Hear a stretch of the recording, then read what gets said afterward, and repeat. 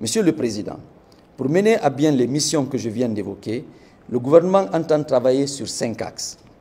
Le premier axe concerne la rectification institutionnelle. Il s'agit de doter notre pays d'institutions fortes et garantes de l'état de droit et d'une démocratie participative. Dans ce cadre, le gouvernement prendra toutes les mesures pour appuyer le Conseil national de transition dans l'élaboration, la vulgarisation et l'adoption par référendum d'une nouvelle loi fondamentale. L'autre chantier majeur consistera à mettre en place un processus qui garantit des élections inclusives, équitables, crédibles et apaisées. À cet égard, le gouvernement apportera tout l'appui nécessaire à la réforme du système électoral et à l'organisation d'élections libres et transparentes de la base au sommet. Le référendum constitutionnel, les élections locales et communales, les élections législatives et présidentielles. Dès que le Conseil national de la transition aura été installé, le gouvernement mettra immédiatement en place un cadre permanent de concertation et de suivi pour identifier la nature et les modalités d'accompagnement. Le deuxième axe, Monsieur le Président, porte sur le cadre macroéconomique et financier.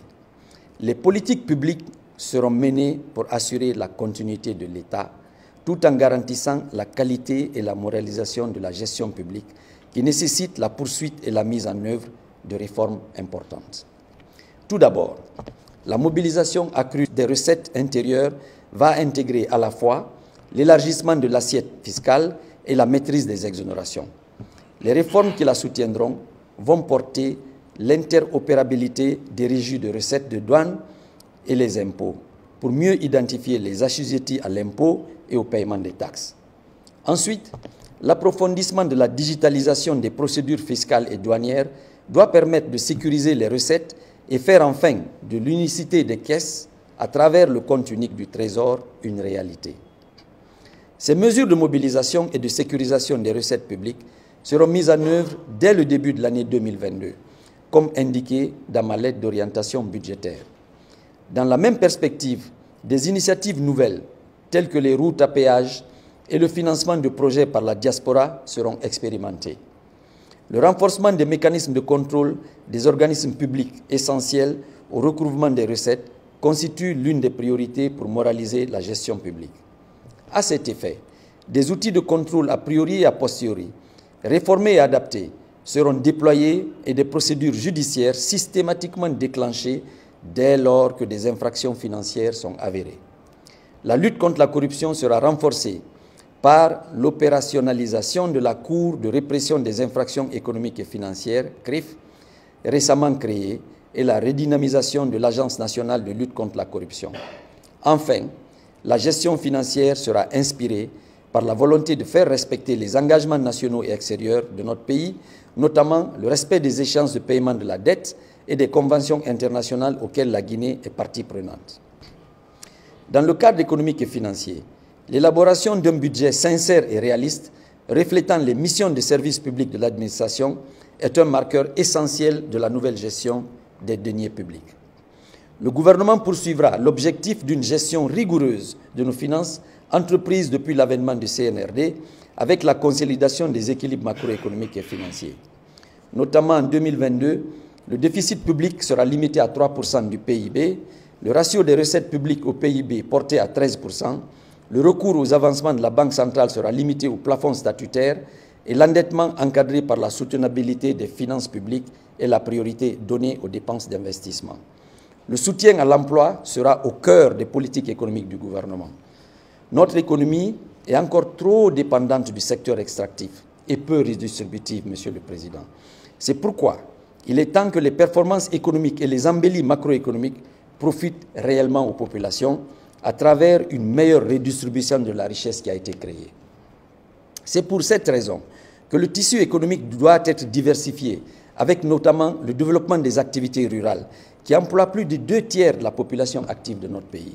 Des moyens financiers vont être consentis pour atteindre cet objectif, puisque le gouvernement propose de doubler la part du budget national de développement au secteur de l'agriculture. En outre, les dispositifs de la loi sur le contenu local seront appliqués dans les secteurs où des multinationales opèrent, afin que les emplois et les chaînes d'approvisionnement profitent aux Guinéens et aux PME locales. Par ailleurs, la commande publique outil par excellence de la croissance, verra dès 2022 son processus renforcé, simplifié et plus transparent. La poursuite de ces objectifs entraînera un mouvement durable de création d'emplois. En matière de climat des affaires et de compétitivité économique, le gouvernement mettra en œuvre des mesures pour améliorer l'attractivité de notre pays et pour les investissements étrangers. À ce titre, nous nous soumettrons aux évaluations internationales comme celles portant sur les institutions et politiques nationales, sur le cadre de gestion des finances publiques et la gestion des investissements publics, pour lesquels nous n'avons déjà aucun problème. La démarche pour améliorer l'attractivité économique de notre pays passera également par la création de zones économiques industrielles avec une accessibilité accrue aux services numériques et de télécommunications. Le troisième axe, Monsieur le Président, s'articule autour du cadre légal et la gouvernance. Conformément à la vision que vous avez déclinée depuis la prise du pouvoir, Monsieur le Président, et à laquelle nos compatriotes ont massivement adhéré, la refondation du pays sera bâtie sur le socle de la justice. C'est pourquoi la réforme de l'appareil judiciaire sera au cœur des priorités du gouvernement. L'objectif consistera à répondre aux aspirations légitimes des Guinéens à une justice indépendante, crédible et accessible à tous.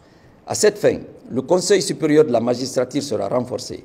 Des actions de renforcement des capacités du personnel judiciaire seront entreprises et intensifiées, de même que le recrutement et le déploiement d'auditeurs de justice et d'élèves greffiers. Dans la même lancée, le gouvernement accordera une attention particulière à la mobilisation des moyens nécessaires à la préparation et à la tenue du procès des événements du 28 septembre pour faire la lumière sur cette page douloureuse de l'histoire de notre pays. La justice et la sécurité étant étroitement liées, le gouvernement mettra en œuvre la loi de programmation militaire en veillant particulièrement aux mesures de lutte contre le terrorisme et la cybercriminalité. Concernant la gouvernance, il s'agira de poursuivre l'indispensable transformation de l'administration publique pour en faire un véritable levier de développement orienté vers la satisfaction des usagers que sont les citoyens, les entreprises et nos partenaires. À ce titre, le chantier de l'assainissement du fichier et de la fonction publique, déjà engagé, sera achevé en 2022 pour rationaliser et qualifier les dépenses de l'État et ouvrir enfin des opportunités d'emploi sans aucune discrimination aux nombreux jeunes Guinéens en chômage et ceux qui sortent chaque année de nos universités et écoles professionnelles. C'est dans cette optique que le gouvernement prévoit de lancer dès l'année prochaine des concours nationaux de recrutement à la fonction publique. Aussi, le gouvernement continuera de favoriser la mobilité des agents de l'État, comme vous l'avez voulu, Monsieur le Président, pour éviter la sédentarisation au poste qui a tant compromis l'efficacité de notre administration et favoriser la corruption et la malgouvernance. Dans la même veine, la digitalisation sera accélérée pour être progressivement généralisée dans l'administration à travers l'acquisition d'équipements techniques modernes de production, de traitement et de stockage des informations. Le quatrième axe de la feuille de route concerne l'action sociale, l'emploi et l'employabilité. Il consiste à mettre en œuvre, dès à présent, des actions pour renforcer la cohésion nationale et améliorer l'employabilité et l'emploi des jeunes.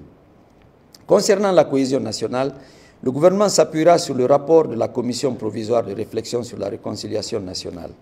Dans le même but, un programme national d'éducation civique sera déployé sur l'ensemble du territoire. Aussi, conformément à vos directives, Monsieur le Président, la formation professionnelle et technique sera une priorité majeure de mon gouvernement, comme source de main-d'œuvre qualifiée, adaptée aux besoins de notre marché de travail, d'une part, et d'autre part, comme réponse principale à l'emploi et l'employabilité des jeunes. Dès 2022, des efforts financiers plus importants seront engagés à cet effet. Dans l'ensemble, l'éducation sera l'objet d'une attention particulière à travers le prisme de l'employabilité. Sur le plan social, les priorités du gouvernement porteront sur la disponibilité des denrées de première nécessité à des prix abordables et équitables, en même temps que le renforcement des programmes de protection et d'autonomisation des jeunes, des femmes et des personnes vulnérables. En particulier, le gouvernement veillera à l'application vigoureuse de la législation en matière de lutte contre les violences basées sur le genre. Une large campagne de sensibilisation sera également menée dans ce sens. Par ailleurs, le gouvernement signera et respectera les engagements internationaux en matière de lutte contre les violences basées sur les genres. En outre, Le gouvernement prendra les dispositions adéquates pour finaliser et rendre opérationnel le Haut Conseil des Guinéens de l'étranger dès l'année 2022, pour permettre à nos compatriotes vivant à l'extérieur de prendre une part active à l'œuvre de reconstruction du pays. Enfin, le dernier et cinquième axe concerne la question essentielle des infrastructures et de l'assainissement. Le gouvernement s'attaquera à la fois à l'amélioration de la mobilité des personnes et la circulation des biens et services, au renforcement de l'accès aux services sociaux de base et à la mise en œuvre des politiques et stratégies environnementales et d'aménagement du territoire. Dans le cadre des infrastructures, l'achèvement des chantiers de construction et de rénovation des routes, des pistes rurales et des aérodromes dans les préfectures figure parmi les priorités gouvernementales. C'est pourquoi, dans ma lettre de cadrage et d'orientation budgétaire adressée au ministre économique pour l'élaboration du projet de budget 2022, j'ai demandé que la part des dépenses d'investissement soit portée au quart du budget national. Il s'agira alors d'orienter toutes nos énergies pour achever les chantiers en cours et les travaux de bitumage des voiries préfectorales et urbaines dans 10 des préfectures n'ayant jamais été bitumées, comme vous l'avez demandé, Monsieur le Président. Il s'agira aussi de faciliter l'accession à la propriété immobilière par la construction de logements. Comme une opportunité, notre pays doit accueillir la Coupe d'Afrique des Nations en 2025. Nous allons construire, outre des infrastructures et des équipements sportifs, réhabiliter et améliorer la connectivité entre les villes identifiées pour abriter les événements sportifs. L'optimisation des procédures portuaires et aéroportuaires procède de cette même logique. De même, l'amélioration des transports urbains et interurbains, avec en particulier la construction de la ligne de chemin de fer Conakry-Kouria pour désengorger l'accès au port de Conakry et contribuer au transport des personnes dans le Grand Conakry. L'acquisition de nouveaux bus renforcera les efforts du gouvernement en matière de transport dans la capitale. Dans le cadre du renforcement de l'accès et de l'accessibilité aux services sociaux de base, le centre hospitalier de Donka, dont les travaux de réhabilitation traînent en longueur, sera achevé et rendu fonctionnel en 2022, comme vous l'avez expressément demandé, plus précisément dans le premier trimestre. La réhabilitation et l'extension de 4 centres hospitaliers universitaires régionaux à Kindia, Labé, Kankan et Zérékoré seront entreprises, ce qui concourra à renforcer notre système de santé, notamment le dispositif de réponse face à des chocs sanitaires conjoncturels comme la maladie à virus Ebola ou le Covid-19. À propos de cette dernière, l'objectif poursuivi par le gouvernement est d'encourager les mesures barrières et d'élargir la couverture vaccinale pour briser la chaîne de contamination. Concernant l'école, le rééquilibrage de la carte scolaire par la construction de salles de classe dans les zones qui en sont démunies est une priorité du gouvernement. Des investissements productifs seront consentis par la construction, la réhabilitation et l'amélioration des infrastructures de production et de transport énergétique dans le secteur des télécommunications, des hydrocarbures et de l'hydraulique. La construction du Centre national de données sera poursuivie et achevée. Le processus de relance de la Sotelgui, opérateur de téléphone historique, préparé et opérationnel. Dans le domaine des hydrocarbures, de nouveaux dépôts côtiers de grande capacité seront construits pour délocaliser ceux de Kaloum et certaines préfectures. Dans le cadre des politiques environnementales et d'aménagement du territoire, l'objectif est de renforcer la sécurité foncière, la protection des réserves forestières et la biodiversité. À cet effet, les états généraux du foncier seront organisés et les recommandations issues des travaux traduits en plan d'action.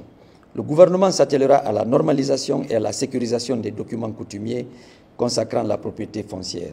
En matière d'environnemental, les bassins fluviaux seront réhabilités et protégés, les forêts classées reconstituées et protégées, une évaluation du potentiel de pollution, de nuisances et risques environnementaux affectant la santé des populations sera lancée pour adopter et engager les mesures d'atténuation. Pour améliorer le cadre de vie des populations, le gouvernement poursuivra avec intensité les opérations de ramassage des ordures. Telle est, Excellence, Monsieur le Président, la feuille de route du gouvernement. Un plan conçu autour des idéaux du CNRD et qui sera scrupuleusement appuyé par le gouvernement. Dans son entièreté, dans un esprit de patriotisme, d'abnégation et de sacrifice à la nation. Le cadre logique des actions du gouvernement seront annexés à la présente feuille de route. Ils décriront chaque axe des objectifs ciblés et les résultats attendus. Les différentes priorités gouvernementales que je viens de présenter seront accompagnées d'indicateurs pour mesurer de manière efficace la forme des actions mises en œuvre afin d'en suivre l'atteinte des résultats. Après avoir recueilli votre assentiment et conformément à vos instructions, cette feuille de route sera soumise à l'approbation du Conseil national de la transition. Que Dieu bénisse la Guinée.